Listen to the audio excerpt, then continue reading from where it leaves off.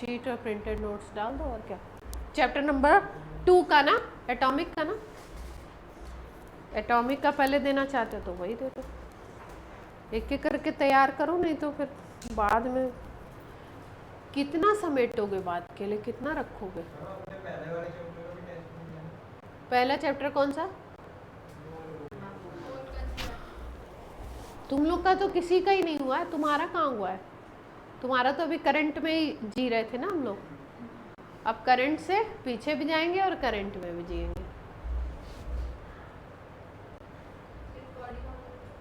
उनका हुआ था शायद। चलो, तो कल हम लोग बात कर रहे थे हाइब्रिडाइजेशन की, तो अब हाइब्रिडाइजेशन में कुछ और एग्जांपल्स आज हम लोग करते हैं। क्या क्या देखना है हमको? हाइब्रिडाइजेशन देखना है, ज्योमेट्री देखनी है, और आपको देखना है कि आउटर ऑर्बिटल कॉम्प्लेक्स है, इनर ऑर्बिटल कॉम्प्लेक्स है, कलर्ड है या कलरलेस है, पैरामैग्नेटिक है या डायामैग्नेटिक है, और मैग्नेटिक मोमेंट कितना होगा, ये हम लोग सीखने जा रहे हैं। कल हमने किया था कौन सा? ये वाला कॉम्प्लेक्स था NiCO होल 4 था, ठीक है।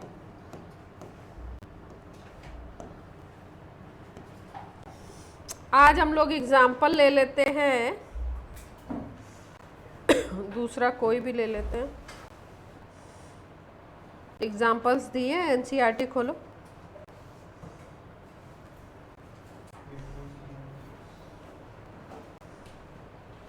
NCERT खोल लो।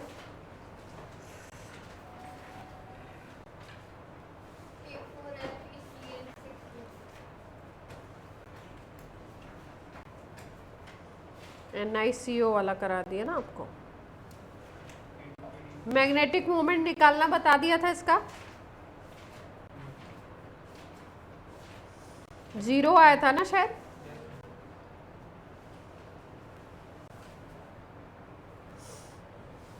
जो ये केस किया था हमने NiCO होल 4, ये वाला जो केस किया था, इसमें क्या आया था? sp3, तो हाइब्रिडाइजेशन आ गया था। sp3 हाइब्रिडाइजेशन होगा तो ज्योमेट्री कैसी होगी? टेट्राहेड्रल। कोऑर्डिनेशन नंबर कितना दिख रहा है इसमें? 4, क्योंकि ये कार्बोनिल मोनोडेंटेट लिगेंड है, 4 है तो 4 हो गया। और क्या था? अनपेयर्ड इलेक्ट्रॉन्स शायद 0 थे, 0 आए थे ना, तो अनपेयर्ड इलेक्ट्रॉन अगर 0 है तो म्यू भी क्या आएगा? 0, और म्यू 0 होगा तो कैसा होगा?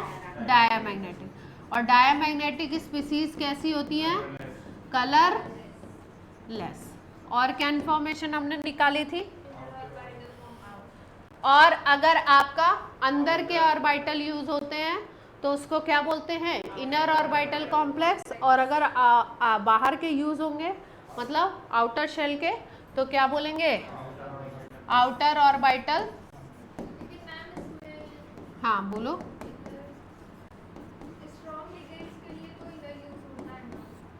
क्या स्ट्रॉन्ग लिगेंड्स के लिए? हाँ, तो अलग अलग केस में अलग होगा ना। इसमें तो हमारा जो केस बना था वो ऐसा बना था कि sp3 बन गया था ना। अब देखो, अब ले लेते हैं NiCN ले लेते हैं, CN होल 4, यहाँ पे चार्ज लेते हैं -2, ठीक है। इसके लिए देखते हैं, सबसे पहला काम क्या करना है? ऑक्सीडेशन नंबर कैलकुलेट करनी है। कितनी आ जाएगी निकल की? X कितनी आ जाएगी? +2। निकल की कितनी आ गई ऑक्सीडेशन नंबर? +2। कोऑर्डिनेशन नंबर कितना दिखाई दे रहा है? CN मोनोडेंटेट लिगेंड है, 4 लगे हुए हैं, तो क्या हो जाएगा? Coordination number 4। यानी कि हमें कितने एम्प्टी ऑर्बिटल चाहिए? 4 चाहिए, ठीक है भाई। अब निकल का Ni+2 का कॉन्फ़िगरेशन लिख लो, इलेक्ट्रॉनिक कॉन्फ़िगरेशन लिखते हैं। निकल का होता है 1s2 2s2 3s2 3s2 3p 6 4s2 328, यहाँ पे 2p 6p आएगा ना, 2s2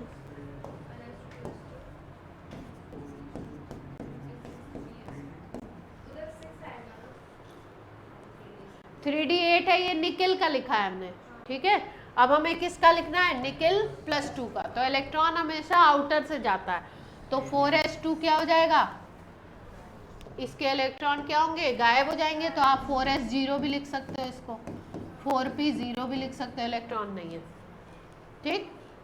अब क्या देखना है हमको, d8 4s और 4p इनको देखना है, और क्या बनाना है, Cn। Cn जो है ये कौन सा होता है, Cn होता है strong field ligand. Strong field ligand अगर होता है तो वो क्या कर देता है, ज़्यादातर केसेस में पेयरिंग करवा देगा, ठीक है। तो देखते हैं भाई, 3d8 है ना, 1 2 3 4 5 6 7 8, 3d8, ठीक। और यहाँ पे क्या है, 4s, और यहाँ पे क्या है, 4p, खाली पड़े हुए हैं।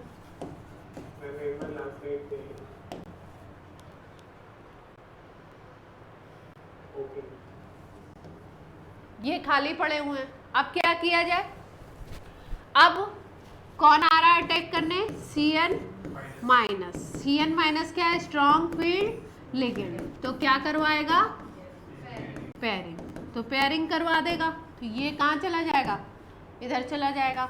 जब ये इधर चला गया तो अब नया कॉन्फ़िगरेशन क्या बन गया हमारा, ये खाली हो गया, वैकेंट मिल गया हमको D, 4s है, और यहाँ पे क्या है, 4p। कितने चाहिए हमको एम्प्टी, 4 Cn को ऑक्यूपाई कराना है, तो 4 Cn को इलेक्ट्रॉन देना है, तो 4 ही चाहिए हमको, तो एक ये ले लो, दूसरा ये, तीसरा ये, चौथा ये, तो क्या बन गया, D है ये S है, और ये क्या है, P के कितने लिए हमने, 2 लिए, तो इनको अगर हमने लिया तो क्या बन जाएगा, DsP2, क्या बन गया, DsP2। ये वाले जो कॉम्प्लेक्स होते हैं जिसमें DsP2 आता है, इसमें ज्योमेट्री आती है स्क्वायर प्लेनर। कैसी ज्योमेट्री आती है, स्क्वायर प्लेनर, ठीक है। हाइब्रिडाइजेशन क्या आ गया, DsP2, स्क्वायर प्लेनर आ गया, तो कैसे लगेगा, सेंट्रल मेटल अगर यहाँ है, लिगेंड कैसे लगे होंगे, स्क्वायर पे, और ये सब किस में होंगे, एक ही प्लेन में होंगे, 4 लिगेंड्स ऐसे लगे होंगे, है ना। जैसे यहाँ पे हमारा क्या था, Ni था, Cn माइनस कोऑर्डिनेट बॉन्ड से लगेंगे ये, Cn minus Cn minus,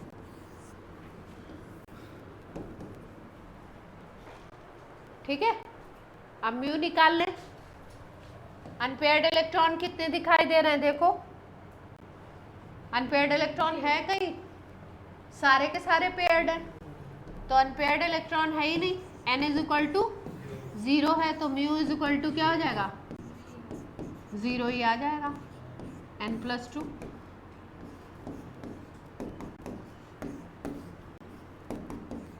mu 0 हो गया, तो क्या बन गई स्पीसीज, डायामैग्नेटिक, और डायामैग्नेटिक स्पीसीज बन गई तो कलरलेस हो जाएगी, है ना।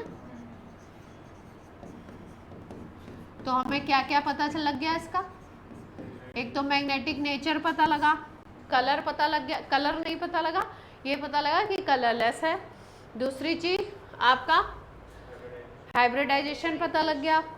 अब ये भी पता लग गया कि यहाँ पे जो इनर ऑर्बिटल था 3D था वो यूज हो रहा था, तो इसको क्या बोलेंगे, इनर ऑर्बिटल कॉम्प्लेक्स। क्या नाम देंगे, इनर ऑर्बिटल कॉम्प्लेक्स। इतनी इंफॉर्मेशन हमें पता लग गई। अब एक आप करके बताएंगे, सबको वॉइस क्लियर है और एग्जाम्पल समझ में आया? अब एक आप करके बताइए, है ना। अब देते हैं एक वीक फील्ड लिगेंड का दे दें।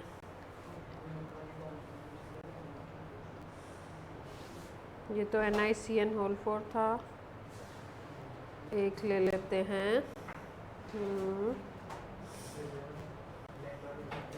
Cl ले लेते हैं, NiCl4 -2। ये एग्जाम्पल ले लो। चलो, निकिल का 28 एटॉमिक नंबर होता है। Cl वीक फील्ड लिगेंड है, हेलोजन क्या होते हैं? वीक फील्ड लिगेंड, तो पेयरिंग नहीं होगी। करके बताइए सब लोग।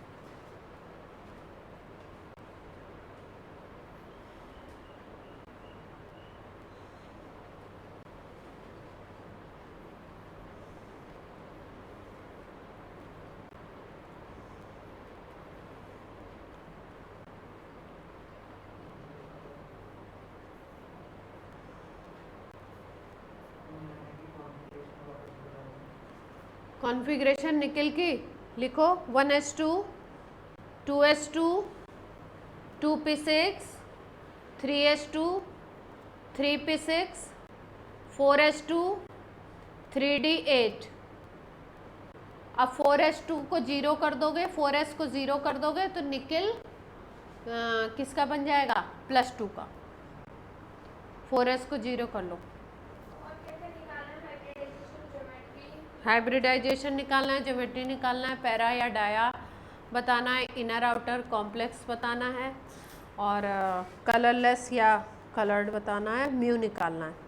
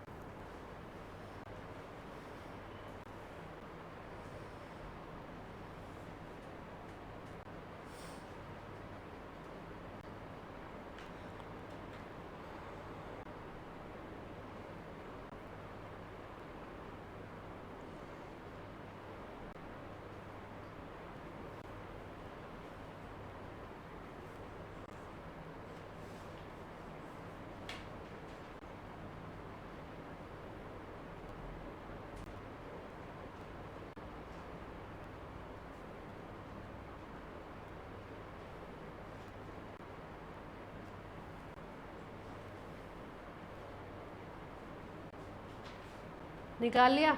बताऊं?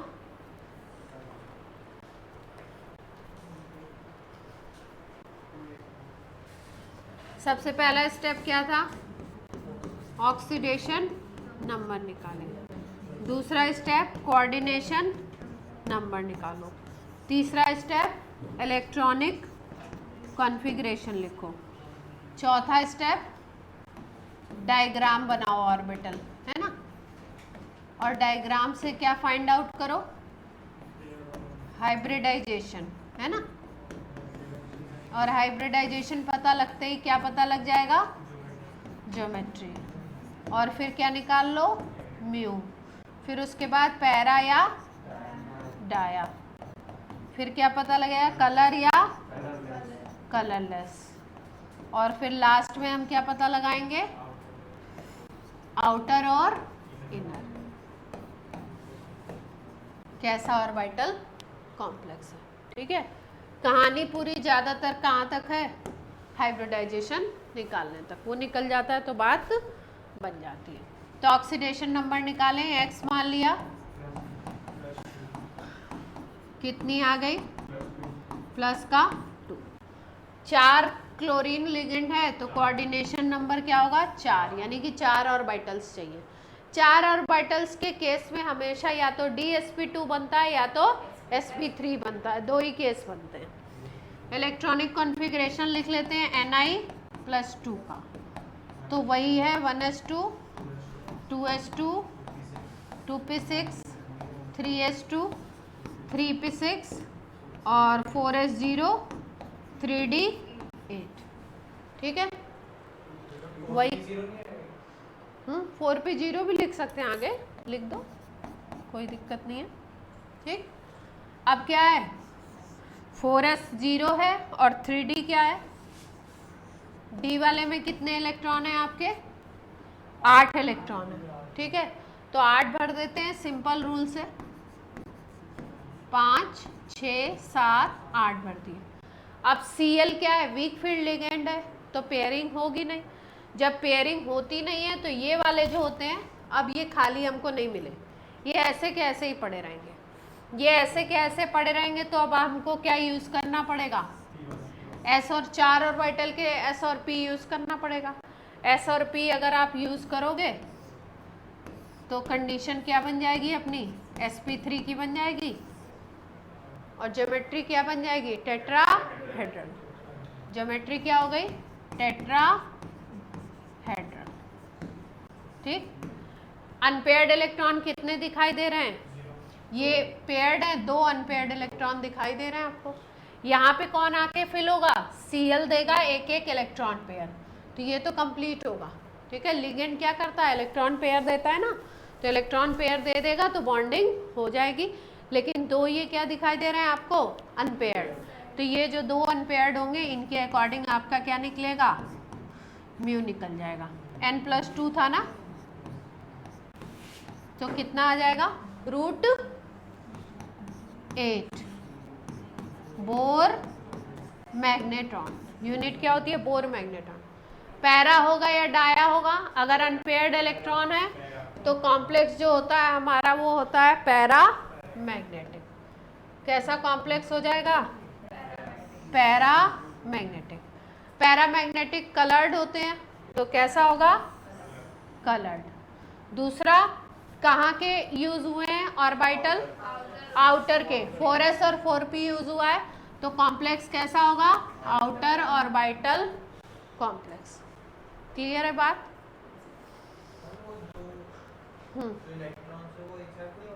नहीं वो एक साथ नहीं होंगे क्योंकि ये वीक फील्ड लिगेंड है, ये पेयरिंग नहीं करा पाएगा, वीक फील्ड लिगेंड पेयरिंग नहीं करा पाएगा। हाँ हाँ हाँ हाँ,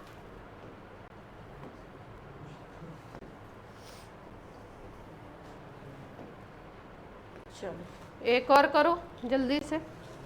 अब कॉपर का करो, कॉपर का दे देते हैं, copper NH3 +2 charge, copper NH3 +2 charge करो। कॉपर का एटॉमिक नंबर 29 होता है, ऑक्सीडेशन नंबर +2 आएगी, निकालोगे तो ऑक्सीडेशन नंबर क्या आ जाएगी, +2। कोऑर्डिनेशन नंबर क्या है, 4 अमोनिया दिखाई दे रहे हैं तो क्या हो जाएगी, 4।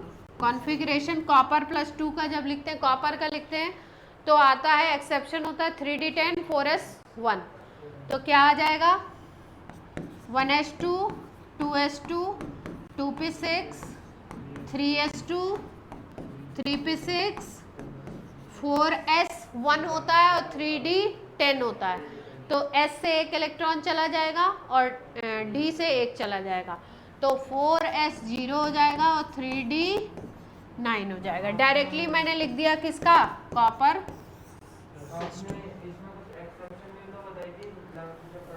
तो वही तो बताया कि 4s1 3d10 होता है, एक्सेप्शन होता है, 4s1 3d10 होता है, तो s से एक इलेक्ट्रॉन चला गया और 3d10 से एक चला गया, तो 3d9 बचा क्योंकि कॉपर +2 है, ठीक है। तो ये बन गया। अब बना लेते हैं किसकी राशि।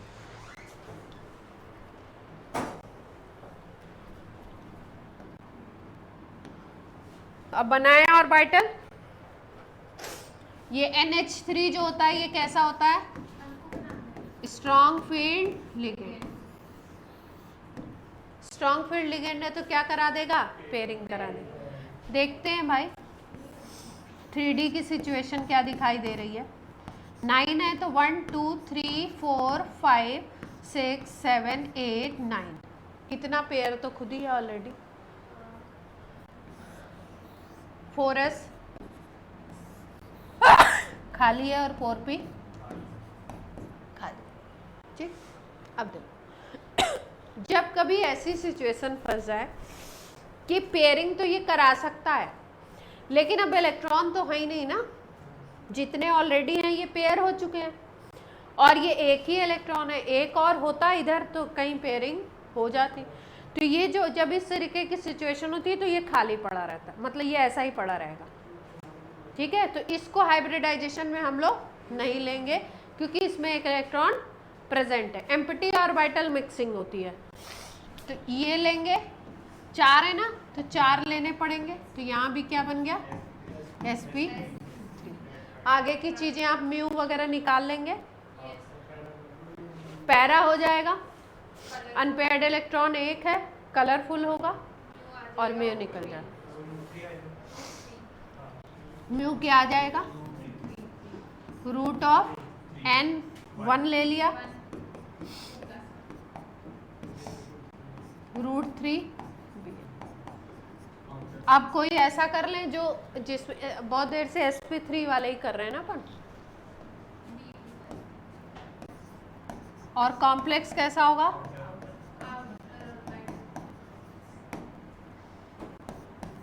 पैरामैग्नेटिक है ना।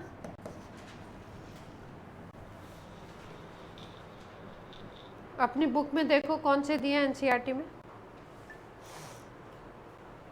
और कोई दिए एनसीईआरटी में?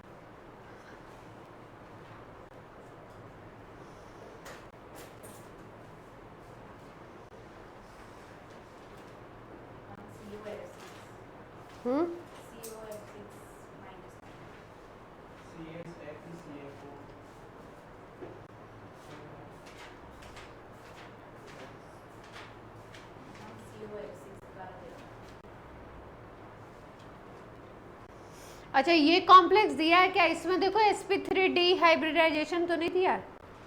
ये कॉम्प्लेक्स बुक्स में दिया CuNH3 होल 4 प्लस 2, ये वाला यही कॉम्प्लेक्स। हाँ हाँ,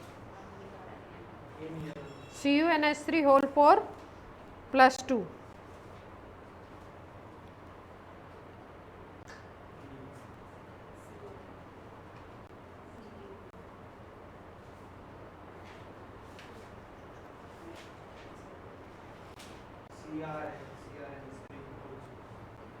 CR का है ना, CR का तो अभी किया था ना, लास्ट वाला हमने क्रोमियम किया था। नहीं,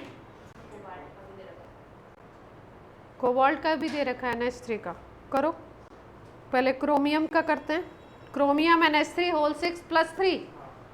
चलो पहले इसको करते हैं, इसको देखते हैं।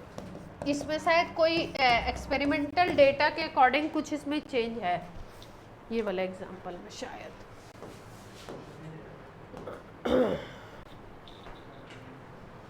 क्रोमियम का बोल रहे थे ना अभी, क्रोमियम का देखते हैं। Chromium NH3 whole 6 plus 3। पहले आप लोग करके देखो फिर मैं बताऊं। क्रोमियम का 24 होता है, कॉन्फ़िगरेशन होता है 3d5 4s1। कॉन्फ़िगरेशन में लिख देती हूँ। ऑक्सीडेशन नंबर आ जाएगी +3। कोऑर्डिनेशन नंबर सीधे सीधे कितनी दिख रही है? 6 लिगेंड है तो 6। रिदिमा बात क्लियर हो रही है? कोऑर्डिनेशन नंबर हो गई 6। अब कॉन्फ़िगरेशन लिख देते हैं किसका?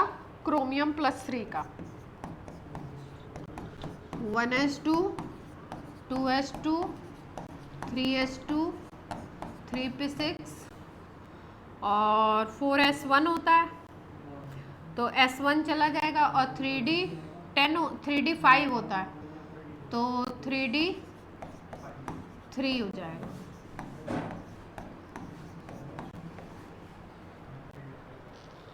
क्योंकि क्रोमियम का ये होता है, यहाँ तक सेम रहेगा, यहाँ पे होता है 3d5 4s1, तो 3 इलेक्ट्रॉन निकालने थे तो एक 4s1 का निकाल दिया और 2 किससे निकाल दिए, d से निकाल दिया। अब बना लो, अब बना के जरा बताओ। NH3 स्ट्रॉन्ग, जितने N वाले होंगे और C वाले होंगे वो स्ट्रॉन्ग होते हैं, N डोनर एटम और C।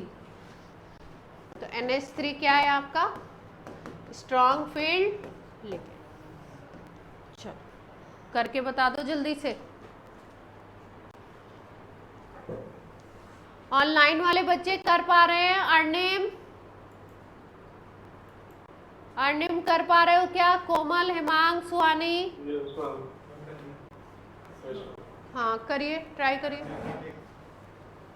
पैरा आ रहा है और म्यू कितना आ रहा है? √3 आ रहा है। और हाइब्रिडाइजेशन D3sp2 D2sp D3sp2। अच्छा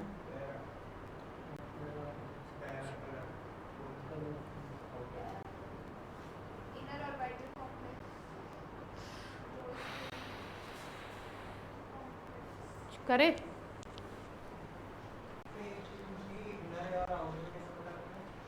अगर अंदर वाले जैसे 3D के यूज करोगे तो इनर, और अगर उसके बाहर के यूज होंगे इलेक्ट्रॉन तो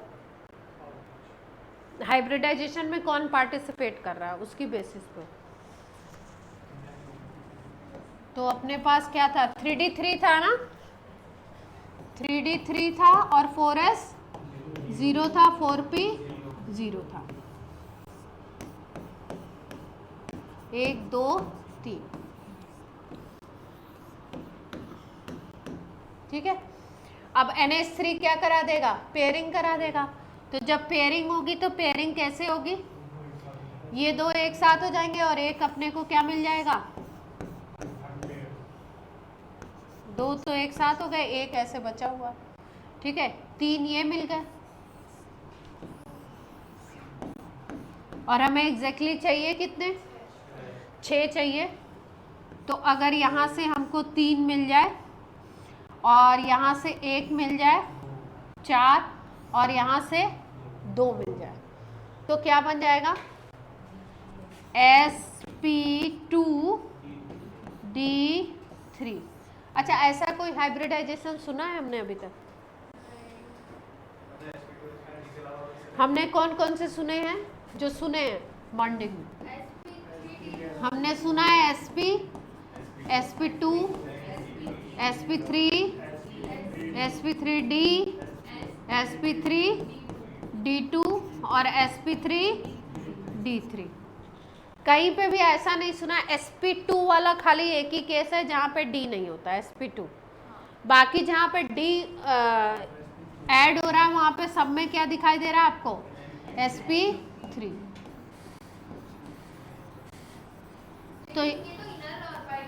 तो इसकी बात हमको क्या समझ में आ रही है कि अगर ये नहीं हो सकता है तो क्या हो सकता है, ये यहाँ पे क्या रूल चल सकता है। अगर ये तीनों यूज नहीं हो रहे हैं डी के, ठीक है, तो यहाँ पे क्या यूज हो सकता है, डी के तो यूज हो सकते हैं, चलो हम D3 बोलते हैं, लेकिन पी के कितने यूज हो रहे हैं, यहाँ पे 2 ही यूज हो रहे हैं। तो ऐसे केस में क्या हो सकता है, तो देखो इसमें क्या देखा गया, इसको कैसे एक्सप्लेन किया गया। एक्सपेरिमेंट से बेसिकली क्या देखते हैं, इसका म्यू देखते हैं कि म्यू कितना आया, उसकी बेसिस पे देखते हैं अनपेयर्ड इलेक्ट्रॉन कितने हैं, उसके हिसाब से ये केस बनता है। तो अगर ऐसा केस हमको मिलता है कि जिसमें अनपेयर्ड इलेक्ट्रॉन इस तरीके से हैं, दो हैं तब तो पेयरिंग हो गई, लेकिन एक तो पेयर वाली सिचुएशन में चला गया और एक क्या मिल रहा है, अनपेयर्ड मिल रहा है। तो क्या बोला जाता है इस थ्योरी में, क्या बोला जाता है कि भाई ऐसा है कि फिर इसको पूरे को ही आप क्या करिए, पूरे को ही छोड़ दीजिए, पूरे को छोड़ दीजिए। पूरे को छोड़ देंगे तब अब क्या सिचुएशन बनेगी आपकी, अब अगर हमने पूरे को छोड़ दिया तो हमारे पास क्या सिचुएशन बन सकती है, हमें कितने चाहिए, 6 चाहिए एम्प्टी। तो इसको लो, 3 इसको लो, और फिर यहाँ पे क्या लेना पड़ेगा आपने, 4D भी होगा ना, 4D होगा, तो अब 4D के लेने पड़ेंगे।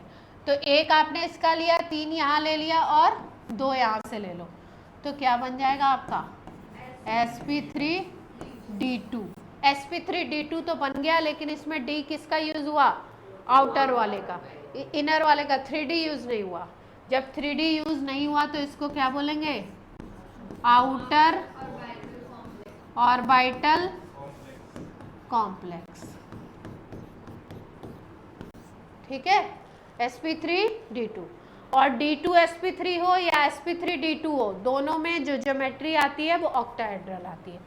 ज्योमेट्री कैसी आती है, ऑक्टाहेड्रल।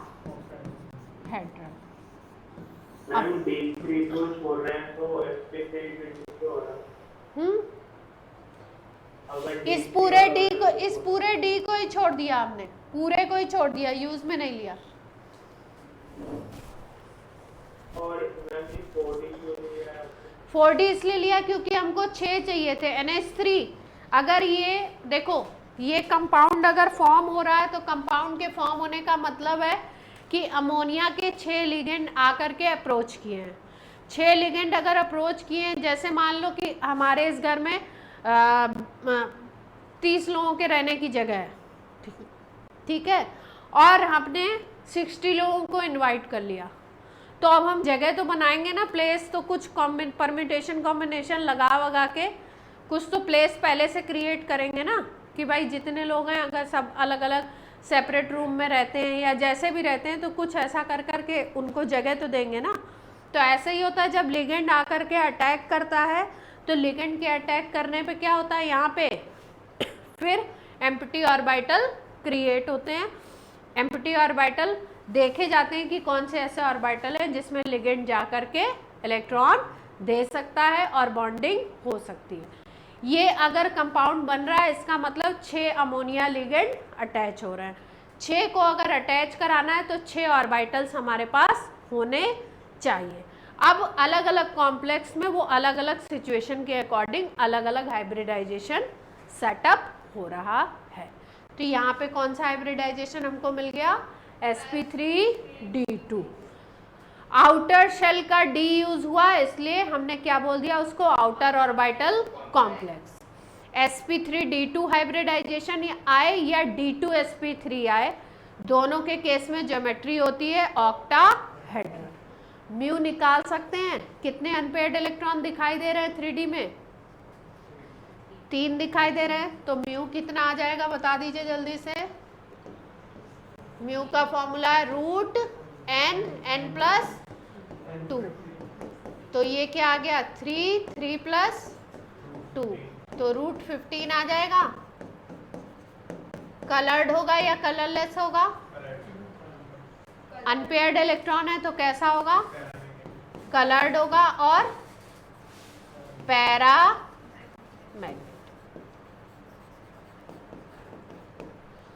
ठीक है, अब 2-3 और लिख दूं, उनको करके देखेंगे, फिर उसके बाद आप बताइएगा, क्योंकि खुद करेंगे तभी समझ आएगा। बताने को तो मैं ही बता दूं सारे, लेकिन आप खुद करेंगे तब क्या होगा, आपको कॉन्फिडेंस आएगा। और अपनी बुक में कौन कौन से दिए देखो, उनमें से कोई रह गया, क्या है, जैसे ही एक ये है कोबाल्ट OX होल थ्राइस, और इस पे चार्ज है -3 का, चलो जल्दी से करो।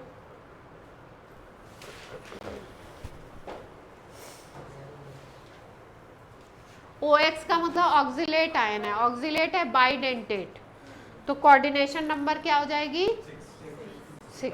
जस्ट डबल कर देंगे, 3 दिख रही है तो कितनी हो जाएगी 6। कोबाल्ट का होता है 27, कॉन्फ़िगरेशन में लिख देती हूँ।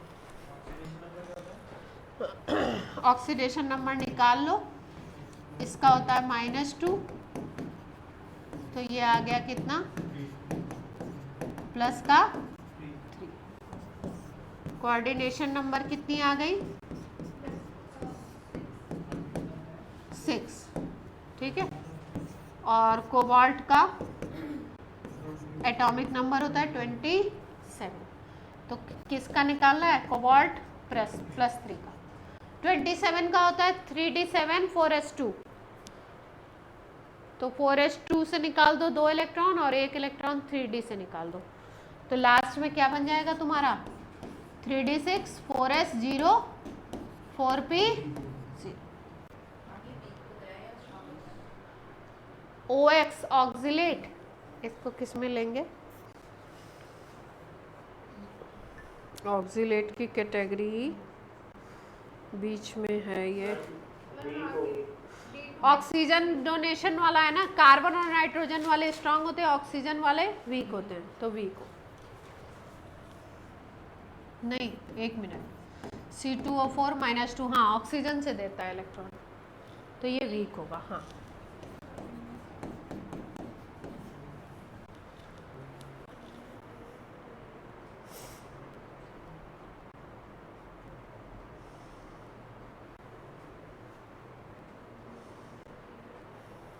वीक फील्ड लिगेंड है।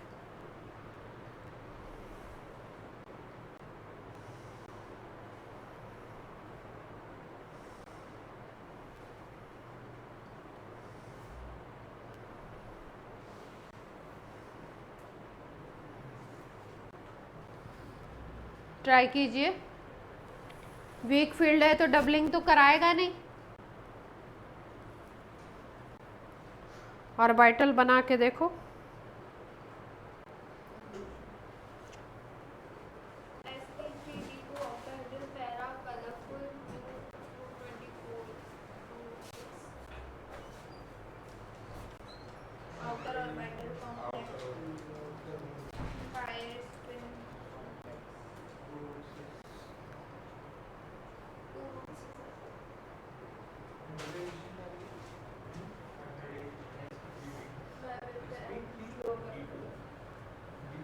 क्या आ रहा है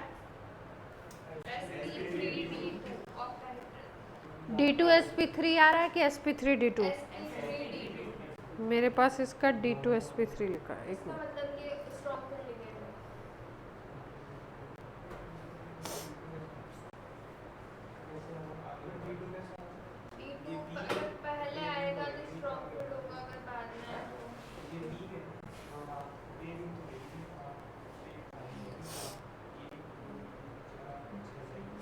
ये स्ट्रांग है, ये स्ट्रांग की तरह काम करता है, इसमें स्ट्रांग की तरह ट्रीट करना है इसको। स्ट्रांग की तरह काम कर रहा है तो पेयरिंग कराओ।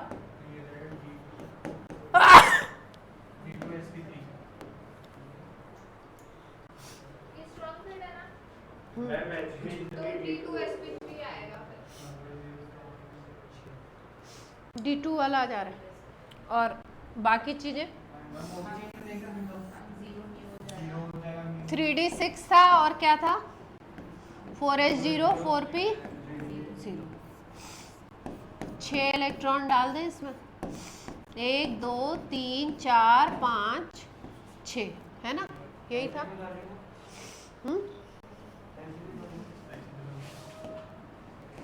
शुरू में तो ऐसे ही रखते हैं ना।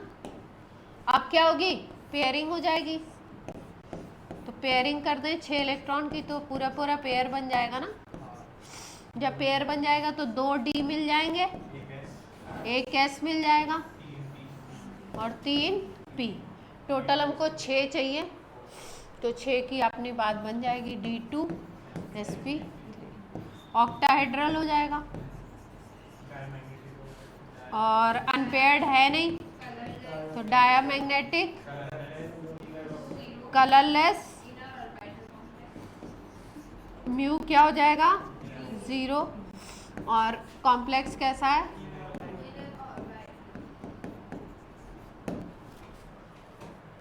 ठीक है।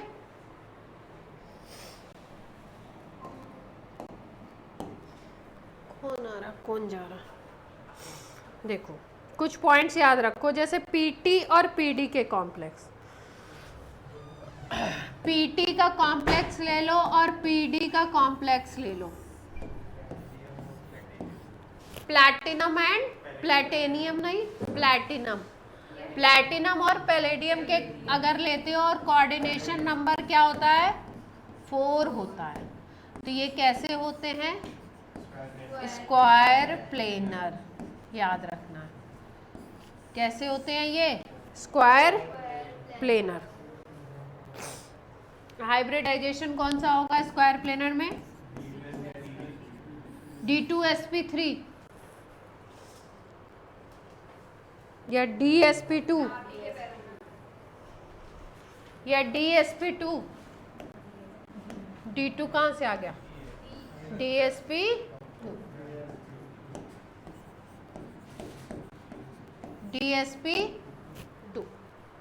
ठीक है।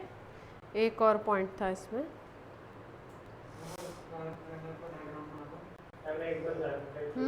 एक प्लेन में 4 लिगेंड स्क्वायरिक फॉर्म में लगा दो, बीच में सेंट्रल मेटल, 4 लिगेंड स्क्वायरिक फॉर्म में लगा दो, एक प्लेन में होगा। डायग्राम बनाना है तो ऐसे पीटी, इधर एक लिगेंड इधर एक स्क्वायरिक फॉर्म में, क्या लास्ट स्लाइड सारांश, क्या दिक्कत है कोई दिक्कत है कौन, तुम्हारा कुछ ना कुछ चलता ही रहता है। लिखो NiCN whole 5, NiCN whole 5, NiCN whole 5, big bracket बनाइए -3 चार्ज लगाइए, NiCN होल 5 बिग ब्रैकेट -3 का चार्ज। इसमें हाइब्रिडाइजेशन होता है DsP3,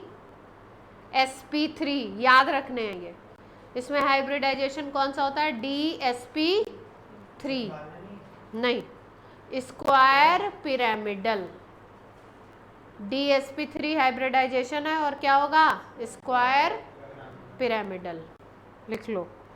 मैं बोर्ड पे नहीं लिख रही हूँ तो अपने नोट्स में डाल लेना ये पॉइंट। FeCO होल 5, FeCO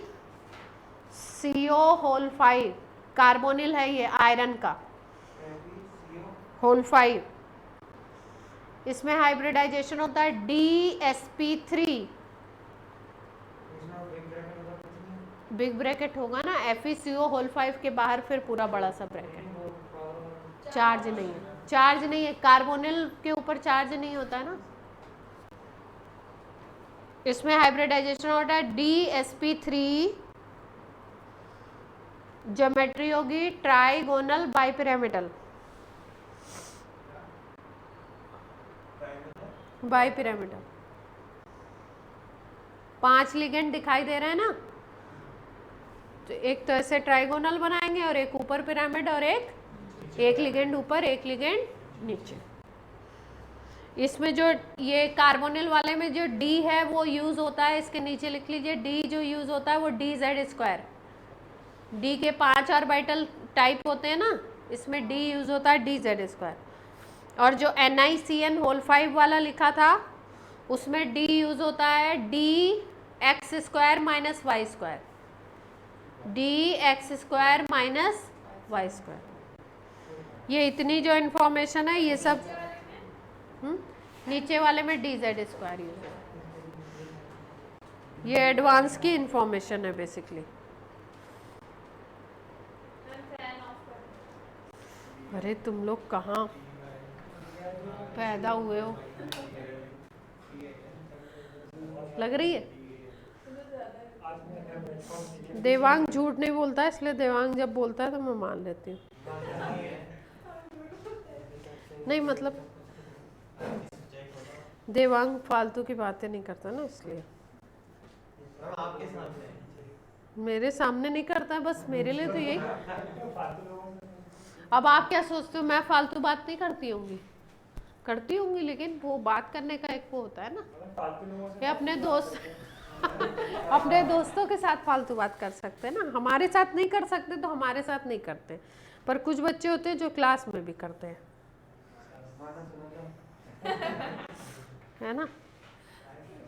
अच्छा, एक और रूल लिख लो इसमें कि आपको देख के कैसे पता लगाओगे, मतलब इतना बड़ा ये सब बनाने के अलावा अगर हमें ऐसे पता लग जाए, सारांश की आंखें चमक गई हैं कि अगर बिना काम किए पता लग जाए, हाँ शॉर्टकट, तो उससे क्या बात होगी फिर, है ना, कि कैसे हम पता लगाएं। लेकिन उसके लिए भी एक चीज़ याद करनी पड़ेगी कि स्ट्रॉन्ग फील्ड लिगेंड कौन सा है और वीक फील्ड लिगेंड कौन सा है, ठीक है। वो बिना याद किए काम नहीं बनेगा। चलो लिखते हैं। जितने एलिमेंट सेंट्रल मेटल यूज होंगे उनका ग्रुप नंबर आपको पता होना चाहिए। क्या पता होना चाहिए? ग्रुप नंबर, ठीक है। अब इतना मैं बोल दूंगी तो सारांश बोलेगा कि सबका ग्रुप नंबर भी याद रखो, एटॉमिक नंबर भी याद रखो, इससे अच्छा हम एटॉमिक नंबर से ही ऐसे ही कर लेंगे। फॉर्मूला लिखो, ग्रुप नंबर माइनस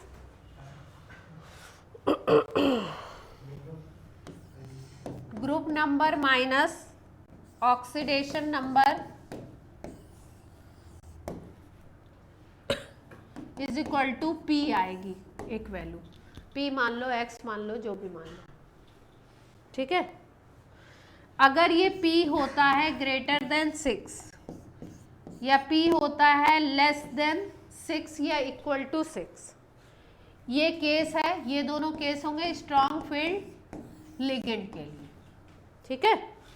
तो P अगर ग्रेटर देन 6 है तो इसमें बनता है आउटर ऑर्बिटल वाला कॉम्प्लेक्स, नहीं sp3d2, कौन सा बनेगा? sp3d2। और अगर ये वाला लेस वाला केस दिख रहा है, स्ट्रॉन्ग फील्ड दोनों में होने चाहिए, लेस वाला केस दिखता है तो जस्ट अपोजिट हो जाता है, कौन सा? इनर बन जाएगा कॉम्प्लेक्स, और ये क्या हो जाएगा? D2 sp3। D2 लिखा हुआ है मतलब इन अंदर वाले यूज हो रहे हैं। हाँ, स्ट्रॉन्ग फील्ड के केस में अगर ये वैल्यू ग्रेटर देन 6 आती है तो क्या मिलेगा? ये, और ये वैल्यू अगर 6 या 6 से छोटी आती है तो क्या मिलेगा हमको? इनर ऑर्बिटल कॉम्प्लेक्स, ठीक है। और ये स्ट्रॉन्ग फील्ड के लिए है। वीक फील्ड के लिए ये वैल्यू 3 कर लो। वीक फील्ड के लिए क्या कर लेंगे? इस वैल्यू को 3 कर लेंगे। अभी अलग अलग कॉम्प्लेक्सेस में ये करके भी देखना तो पता लग जाएगा कि कर पा रहे हो कि नहीं। वीक फील्ड लिगेंड अगर है तो क्या निकालना है हमको? यही निकालना है, ग्रुप नंबर माइनस पी निकाल लिया, ठीक है। और ये P अगर क्या आ गया? ग्रेटर देन 3 आ गया तो कैसा कॉम्प्लेक्स होगा? आउटर ऑर्बिटल कॉम्प्लेक्स आ जाएगा। और अगर P आ गया आपका लेस देन 3 तो कैसा हो जाएगा? इनर। इसमें होता है sp3d2 और इसमें होता है d2sp3,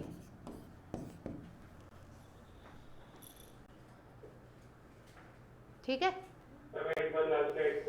लास्ट स्लाइड पे आ जाए। अरे जल्दी जल्दी करो, आज तुम लोग को क्रिस्टल फील्ड पढ़ा दे। एक और थ्योरी है क्रिस्टल फील्ड स्प्लिटिंग, बेसिक तो समझ लोगे इसका।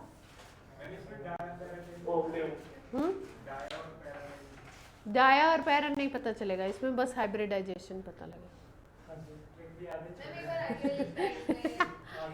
जैसे मान लो हाइब्रिडाइजेशन ही पूछा गया तो आप फटाफट ऐसे कैलकुलेट कर सकते हो क्या। हाँ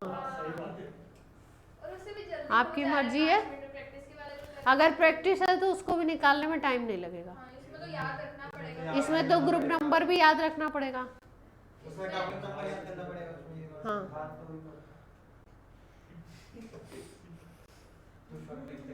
जैसे क्रोमियम किस ग्रुप में आता है, अभी जो क्रोमियम का हमने करा था कॉम्प्लेक्स उसको करके देखिए इससे, इस रूल से। क्रोमियम का 6 होता है ग्रुप नंबर। क्रोमियम क्या था NH3 होल 6, अभी विदुषी कराया था, इस पे चार्ज कितना था बोलो जल्दी से, +3। देख के बताओ भाई, +3 होगा, क्रोमियम है मेटल है तो +3 होना चाहिए। ठीक है, अब इस पे करके देखो, क्रोमियम का ग्रुप नंबर 6 होता है, अमोनिया स्ट्रॉन्ग फील्ड लिगेंड है, तो क्या आ रहा है हाइब्रिडाइजेशन इसके हिसाब से, यही निकाला भी था हमने अभी, वो भी देख लो, यही निकाला था इस रूल्स। ग्रुप नंबर माइनस क्या किया आपने, ऑक्सीडेशन नंबर निकाला, ग्रुप नंबर 6 था, ऑक्सीडेशन नंबर क्या थी 3, तो क्या आई वैल्यू 3 आ गई। अब 3 आ गई और स्ट्रॉन्ग फील्ड लिगेंड था, तो स्ट्रॉन्ग फील्ड लिगेंड के केस में क्या बताया था आपको, वैल्यू अगर 6 से छोटी हो गई तो कैसा कॉम्प्लेक्स हो गया, इनर, और हाइब्रिडाइजेशन क्या हो गया D2। ठीक है, K4FeCN6 का निकाल के बताओ, K4FeCN होल 6 इस मेथड से। आयरन भी 6 ग्रुप में आता है, आयरन क्रोमियम ये सब 6 ग्रुप में।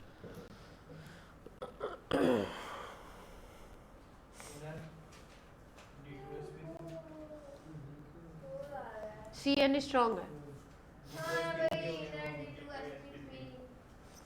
सेम आ रहा है, कर लेंगे अब।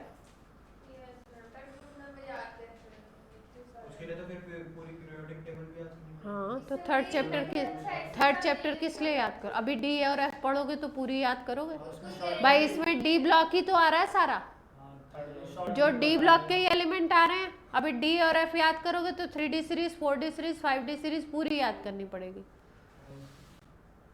4F सीरीज 5F सीरीज पूरी याद करनी पड़ेगी, तो अपने आप ग्रुप नंबर याद हो जाएंगे, वो तो सीक्वेंस से चलते हैं। ठीक है, तो पहला प्रोसेस तो समझ आ गया, ये शॉर्ट वाला नहीं भी समझ में आया तो कोई दिक्कत वाली बात नहीं। ठीक, अब पढ़ लें crystal field splitting theory. Valence bond theory बता दी गई थी, उसके बाद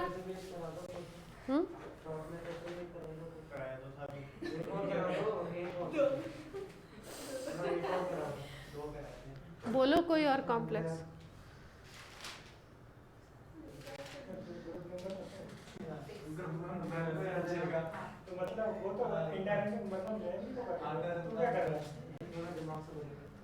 हाँ तो बोलो ना कोई कॉम्प्लेक्स का नाम, मैंने बोला कि नहीं बताऊंगी। हाँ CO NH3 होल 5 Cl, ये वाले बताए मैंने 2-3 लिगेंड वाले। है? इसके लिए वैलेंस बॉन्ड थ्योरी नहीं पढ़ी जा रही है, 8 है तो Fe का 8 है तो निकालो 8 के हिसाब से क्या होगा। 2 लिगेंड के लिए ये थ्योरी नहीं बताई गई है, इतनी एडवांस नहीं हुई है अभी ये थ्योरी, बताई गई है स्पेक्ट्रोस्कोपिक मेथड के आधार पे बताई गई है, और वो फिर आपको हायर क्लासेस में पढ़ाई जाती है, जो आपके एनसीईआरटी में दिए हैं सिलेबस में मोर और लेस वही है, या जो आपके हम एग्जाम्पल करा रहे हैं, मतलब जिसमें एक ही टाइप का लिगेंड हो, 2 तरीके के नहीं। आप कोई और एक्सपेरिमेंट करना हो तो कर लो, नहीं तो मैं हाँ क्या तुम बोल दो कोई। हाँ बोल दो, जो नहीं हुआ वो बोल दो जल्दी से, फिर क्रिस्टल फील्ड स्प्लिटिंग पढ़ा। मच्छर काट ले रहे हैं तुम लोग, फैन बंद करवा दे। NiH2O निकल का ग्रुप नंबर बता दो। ऑक्सीडेशन नंबर तो 6 हो जाएगा, group number minus oxidation number, तो ग्रुप नंबर कितना होता है? ग्रुप नंबर 27, तो इसका वो होता है ग्रुप नंबर 10 में लोग पीरियोडिक टेबल खोल के बैठे। ग्रुप नंबर 10, ऑक्सीडेशन नंबर कितना हो जाएगा? +2 हो जाएगा, तो कितना आ गया ये? 8 आ गया, तो क्या है? 6 से ज्यादा आ गया ना, तो 6 से ज्यादा आ जाता है तो क्या बन जाता है? और कौन सा होगा?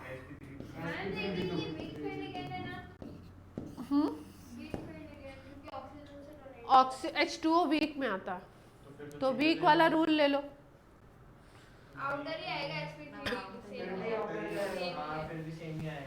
उससे भी सेम आ रहा है। हो गई, संतुष्टि हो गई। चलो, क्रिस्टल फील्ड स्प्लिटिंग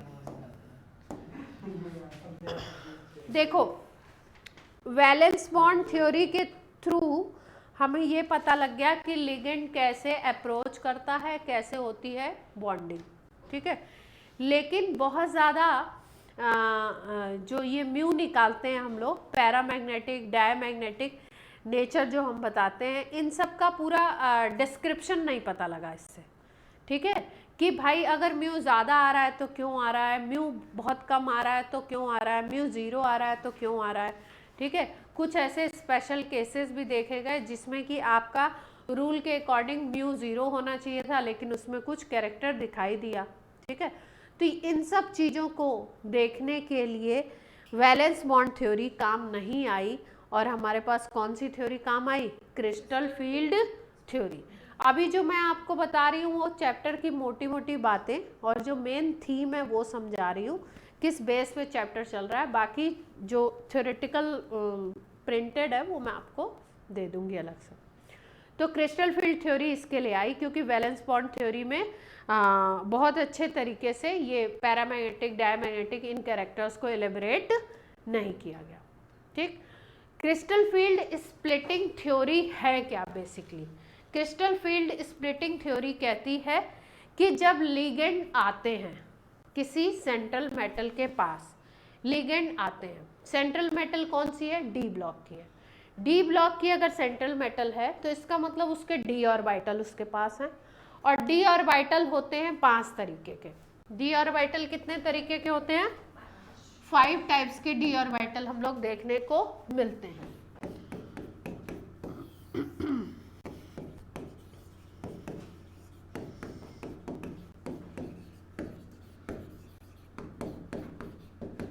कितने तरीके के देखते हैं हम डी ऑर्बिटल? 5 तरीके के देखते हैं। तो क्रिस्टल फील्ड स्प्लिटिंग थ्योरी कहती है कि ये था सेंट्रल मेटल, सेंट्रल मेटल के पास थे डी ऑर्बिटल्स। ये जो डी ऑर्बिटल्स थे ये कितने तरह के थे? D X Y, D Y Z, D Z X, D Z square, D X square minus Y square, ये थे, ठीक। D X Y, D Y Z और डी जेड एक्स जो होते हैं ये आपके होते हैं एक्स वाई को बोलोगे तो एक्स और वाई एक्सिस के बीच में प्लेन होगा उसमें होंगे। डी वाई जेड को बोलोगे तो वाई और जेड एक्सिस के बीच में प्लेन होगा उसके बीच में होंगे। डी जेड एक्स जेड और एक्स के बीच में, D Z square Z axis पे होता है, और D X square minus Y square X Y axis के प्लेन में होते हैं, ठीक है। एक्स वाई एक्सिस से जो प्लेन बनाओगे उसमें होते हैं। तो सबकी अलग अलग पोजीशन है। जब इसके पास लिगेंड आकर के अप्रोच करता है, कौन आता है? बॉन्डिंग होनी है तो कौन आएगा? लिगेंड आएगा। ठीक है। तो लिगेंड जब आकर के अप्रोच करता है तो लिगेंड के पास क्या होते हैं, इलेक्ट्रॉन। क्या होते हैं, इलेक्ट्रॉन। ठीक। और क्रिस्टल फील्ड स्प्लिटिंग थ्योरी ये नाम दिया गया है। ठीक है। तो फील्ड अगर बोला जा रहा है तो फील्ड का मतलब है यहाँ पे इलेक्ट्रोस्टैटिक फील्ड की बात की जा रही है। और इलेक्ट्रोस्टैटिक फील्ड किससे जनरेट होता है, 12th में आप इलेक्ट्रोस्टैट पढ़ रहे होंगे या पढ़ लिया होगा आपने। किससे जनरेट होगा, यानी कि चार्ज की बात हो रही है। डी ऑर्बिटल है यहाँ पे और लिगेंड के पास क्या है, इलेक्ट्रॉन है। लिगेंड को क्या माना गया, लिगेंड मान लो आपका निगेटिव चार्ज वाला है। लिगेंड निगेटिव चार्ज वाला भी हो सकता है ना। तो अगर लिगेंड निगेटिव चार्ज वाला है, जैसे मान लो Cl माइनस है, तो इसको क्या मानते हैं, पॉइंट चार्ज मानते हैं। इस फील्ड थ्योरी में इसको क्या माना गया, पॉइंट चार्ज। और जनरलाइज करके बता रहे हो, हाँ जनरलाइज करके बता, अभी जनरलाइज करके बता रहे हैं। Cl माइनस एक एग्जाम्पल दिया है, जनरलाइज करके बता रहे हैं। और जो न्यूट्रल लिगेंड होगा उसको हम कैसे ट्रीट करते हैं, इलेक्ट्रोस्टैटिक फोर्स की बात कर रहे हैं तो चार्ज की बात कर रहे हैं। तो न्यूट्रल लिगेंड को हम बोलते हैं कि न्यूट्रल लिगेंड काम करता है डाइपोल की तरह। कैसे काम करता है, डाइपोल। डाइपोल का मतलब सब लोग जानते हैं कि डाइपोल का क्या मतलब होता है, इक्वल एंड अपोजिट चार्जेस अगर स्मॉल डिस्टेंस से सेपरेटेड होते हैं तो वो सिस्टम क्या बोला जाता है, डाइपोल। और आपको पता है अगर कोई न्यूट्रल लिगेंड है मतलब वो मॉलिक्यूल है, तो मॉलिक्यूल में डिस्टेंस तो छोटी ही होगी। ये क्या हुआ, डिस्टेंस क्या होगी, छोटी होगी। तो उसको हम कैसे ट्रीट करते हैं इस थ्योरी में, डाइपोल।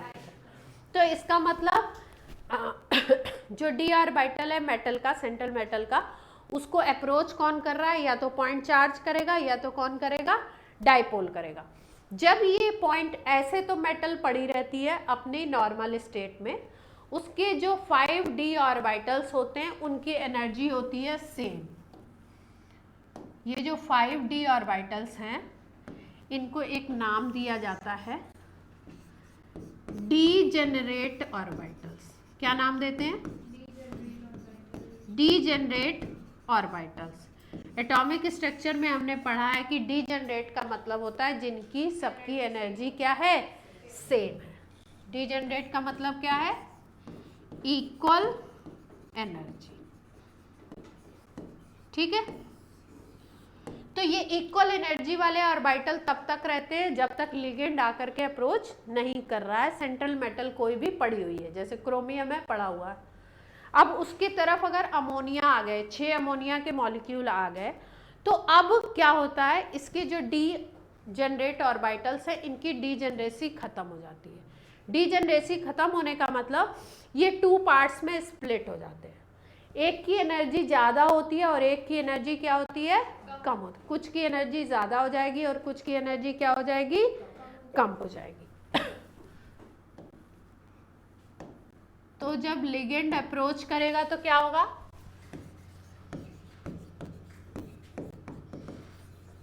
लिगेंड अप्रोच कर रहा है किसको, Cm को, तब Cm के जो d ऑर्बिटल्स हैं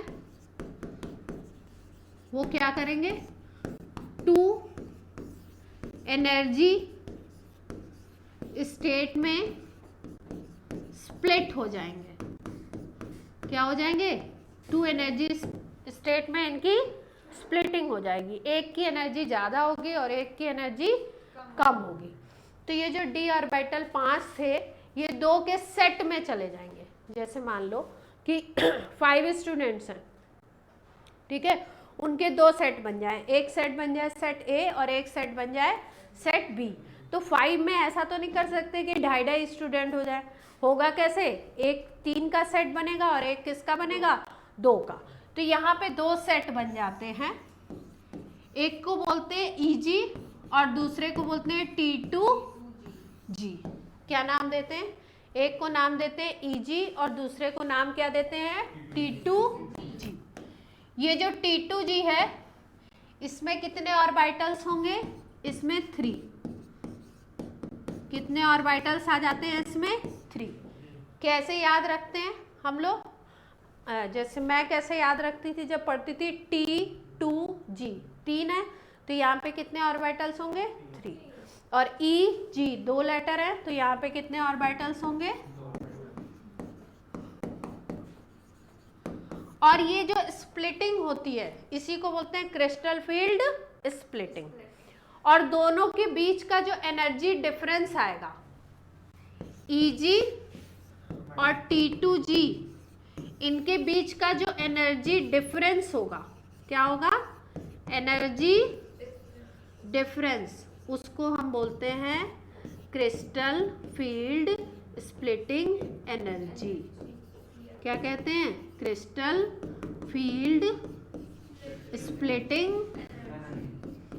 एनर्जी, या कहीं कहीं पे इसको क्रिस्टल फील्ड स्टेबलाइजिंग एनर्जी भी कहते हैं। दूसरा नाम आगे बता देंगे, ठीक है? तो आप एक एग्जाम्पल लेकर के देखें कि कैसे होगा। अच्छा, कौन कौन से अपने सिलेबस में है? अपने सिलेबस में है ऑक्टाहेड्रल, टेट्राहेड्रल और कुछ एक स्क्वायर प्लेनर। इम्पॉर्टेंट ज़्यादा कौन सा है? Octahedral, tetrahedral. उसकी सारी इंफॉर्मेशन हमें पता होनी चाहिए, ऑक्टाहेड्रल की और टेट्राहेड्रल की। और जो आपका ये होगा स्क्वायर प्लेनर, वो एडवांस के पॉइंट ऑफ व्यू से इम्पॉर्टेंट है, एडवांस में पूछा जा सकता है। तो बात कर ली जाए एग्जाम्पल के साथ कैसे कैसे होता है। अच्छा देखो, एक चीज ध्यान में रखते हैं कि जहाँ पे इंटरेक्शन ज़्यादा होगा, जहाँ पे इंटरेक्शन ज़्यादा होता है वहाँ पे एनर्जी ज़्यादा बढ़ती है। जैसे ये लिगेंड है, इस डायरेक्शन में मान लो सेंट्रल मेटल का d ऑर्बिटल है, ठीक है? और इसी डायरेक्शन से अगर लिगेंड आ रहा है तो यहाँ पे रिपल्शन ज़्यादा होगा। अगर इसके अपोजिट कहीं डायरेक्शन से आ रहा है, यहाँ से आ रहा है या यहाँ से आ रहा है, और एक आ रहा है एकदम उसी डायरेक्शन से, तो अगर सेम टू सेम डायरेक्शन से लिगेंड आता है या बहुत पास से आता है लिगेंड, तो रिपल्शन ज़्यादा होता है। रिपल्शन ज़्यादा होता है तो एनर्जी ज़्यादा इंक्रीज होती है, ठीक? जहाँ पे रिपल्शन, डायरेक्शन अभी बताती हूँ। जैसे रिपल्शन जहाँ पे कम होगा उसके कंपैरिजन में, वहाँ पे एनर्जी उतनी इंक्रीज नहीं होगी, ठीक है? अब देखो, अब एग्जांपल ले लेते हैं। सबसे पहले आपको बता देते हैं ऑक्टा का। 4 या 6 पॉइंट याद रखने हैं बस, पूरी क्रिस्टल फील्ड स्प्लिटिंग थ्योरी आपकी क्लियर है। पहले ऑक्टा का बता दें।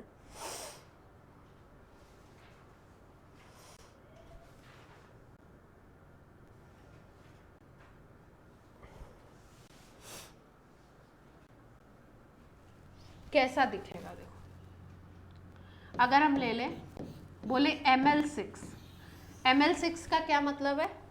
M for central metal, L for ligand. कितने लिगेंड्स है? 6 लिगेंड्स हैं। और आपको पता है 6 लिगेंड्स होते हैं तो कैसी ज्योमेट्री मिलती है? ऑक्टाहेड्रल। कैसे बनती है? 4 तो ऐसे ही हो जाते हैं, है ना? 4 तो एक प्लेन में हो गए, एक ऊपर हो जाएगा और एक नीचे, तो ज्योमेट्री कैसी बन जाएगी? ऑक्टाहेड्रल। जब ये सेंट्रल मेटल पे 6 आए और ऑक्टाहेड्रल क्रिएट हुआ, तो ऑक्टाहेड्रल में स्प्लिटिंग कैसे हुई? इसके पास था dxy, dyz, dzx, dz², dx² minus y² और d 5 हो गए, ठीक है? अब इनकी एनर्जी क्या थी? सेम थी। एनर्जी का एक लेवल मान लो, ये मान लो एक एनर्जी का, इनकी सबकी एनर्जी सेम है, उस लेवल को हमने मान लिया ये एनर्जी को डिनोट कर रहे हैं। इनका ये एक एनर्जी लेवल है, ठीक? अब क्या हुआ, लिगेंड अप्रोच किया तो ये इनकी क्या हो गई, स्प्लिटिंग हो गई, 2 बन गए EG और 3 बन गए क्या, T2G। ठीक है, अब सोचने की बात यह है कि EG में कौन जाएगा और T2G में कौन जाएगा ऑक्टाहेड्रल स्प्लिटिंग में। अभी डायरेक्शन मैंने आपको बताया था कि DXY कहाँ पे होता है, XY प्लेन में, X एक्सिस और Y एक्सिस के बीच में होता है। YZ को लो तो इसके बीच में होगा, ZX को लो तो किसके बीच में होगा, Z और X के बीच। DZ स्क्वायर को लो तो Z एक्सिस पे, और DX square minus Y square को लो तो किस पे होगा, ये XY प्लेन में। ठीक है, तो आप क्या सोचते हो, लिगेंड अगर इस तरीके से अप्रोच कर रहे हैं तो किसके ऊपर रिपल्शन ज्यादा लगना चाहिए,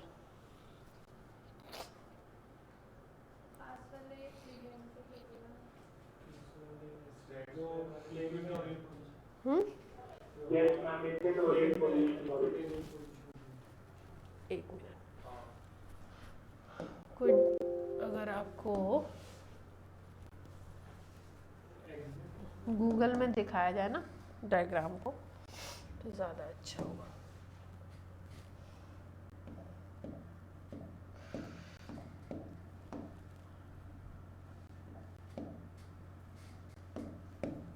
सारांश, कोई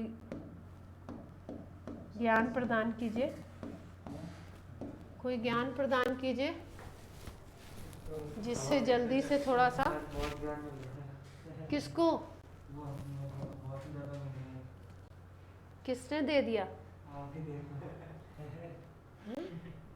मैं दे रही हूँ। देखो कोई ऐसा डायग्राम हो जिसमें दिखा सके। ये दिख तो रहा है कि EG में, भाई EG में जाएगा कौन सा, ये देखो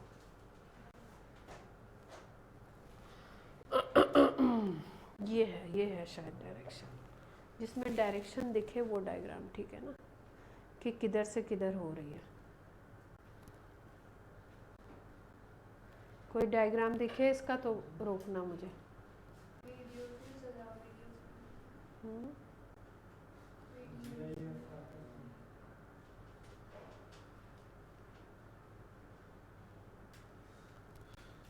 GIF देखना है, आपके क्लास की ये बंद कर दो रिकॉर्डिंग, तो समझ लो आप, फिर सारा रिकॉर्डिंग में आ जाए।